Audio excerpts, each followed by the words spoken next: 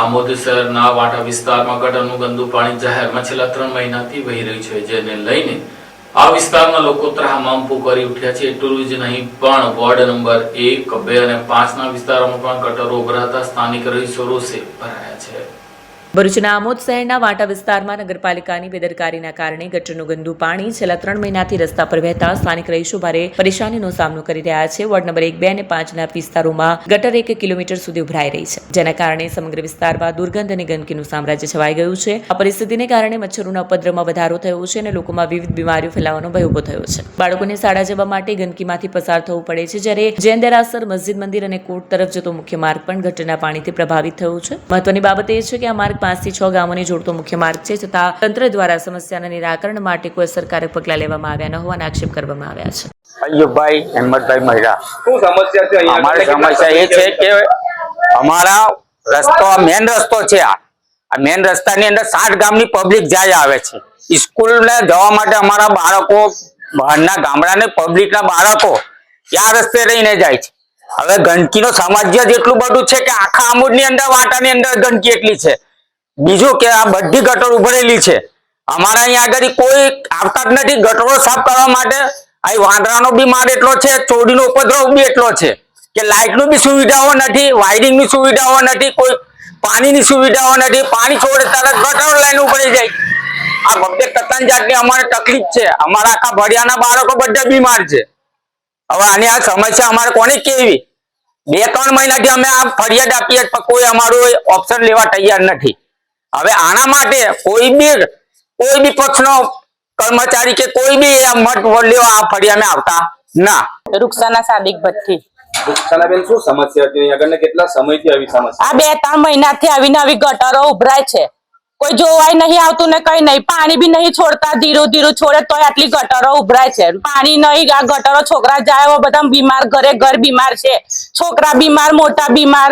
આવા રસ્તામાં રહી રહીને આવવાનું ને જવાનું। કોઈ પડી જાય તો છોકરા મદ્રાસે જાય, સ્કૂલ જાય, નાના બાળકો જાય છે અહીંથી। કેટલી દૂર સુધી આ પાણી ઉભરાય છે?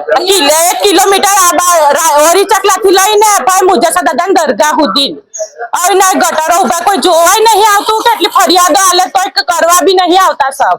એ 3 મહિનોથી આવું ને આવું ચાલે। લોકો મત માંગવા આવે છે? મત માંગવા આવે તો બી અમારે આપવાનું જ નહીં મત, આવતા બી ના આ બાજુ મત લેવા હારું। જોજો તો પછી તમે મને કોણ જોવે? આવું ગોચવેડામાં જ રહેવાનું। આખી કેટલા થોડીક વાર બનાઈ જાય પછી પાછું ચાલુ જ થઈ જાય। હા, 5 વર્ષે જ આવે જ ઓટ લેવા હારું કે અમને જોજો, પછી તો ભૂલી જ જાય। અમને તો ફરિયાવાળાને તો જોવાનું ભૂલી જ જાય। પછી એમની ઘેર જઈએ તો કે અમારે ઘેર કા પેલાની ઘેર જાવ, પેલા તો જેની જે ઓટવા ઉભા રહ્યા હોય એની ઘેર તો જવાનું ને। તે બી કોઈ જોવાના। કેટલા મહિનોથી આવા ગોચવેડામાં રહેવાનું। છોકરા ઘડી બીમાર પડે, છોકરા ઘડી બીમાર પડે। ઇબ્રાહિમ હાજી અલી, શું કહેશો? શું સમસ્યા છે અહીંયા? હવે આ સમસ્યા એ છે કે આગળ કોર્ટ છે, મસ્જિદ છે, દરગાહ છે, મંદિર છે, નહીં પાણીનો એટલી સમસ્યા છે। આ ગટરો ઉભરાય, બધા ઢાંકણામાંથી પાણી નીકળે, ગંદુ પાણી, ખરાબ, એકદમ નાપાક પાણી ને ગંધાતું પાણી ને। અહીંયા આ ફરિયાના તમામ ઘેરે 1 ને 1 છોકરો બીમાર છે।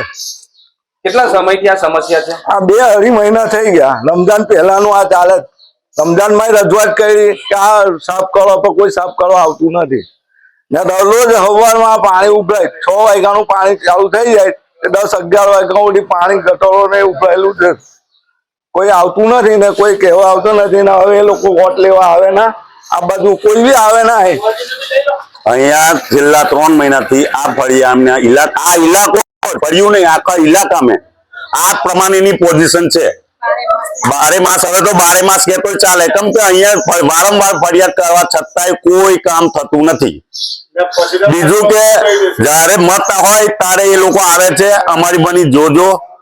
હવે ટાઈમ આવ્યો છે, આ ચૂંટણીનો ટાઈમ આવ્યો છે એટલે હવે બધા જ આવે છે, પણ જયારે 5 વર્ષ કોઈ દેખવા આવતું નથી। પાણીની સમસ્યા એટલી છે કે પાણી એટલું ધીરું આવે છે કે બહારથી ઘરને પાણી ભરી જવું પડશે।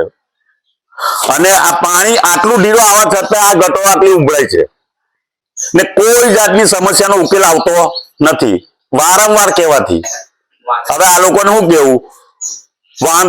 દરેક વસ્તુનો ત્રાસ છે। આથી પેલો કૂતરાઓનો ત્રાસ હતો.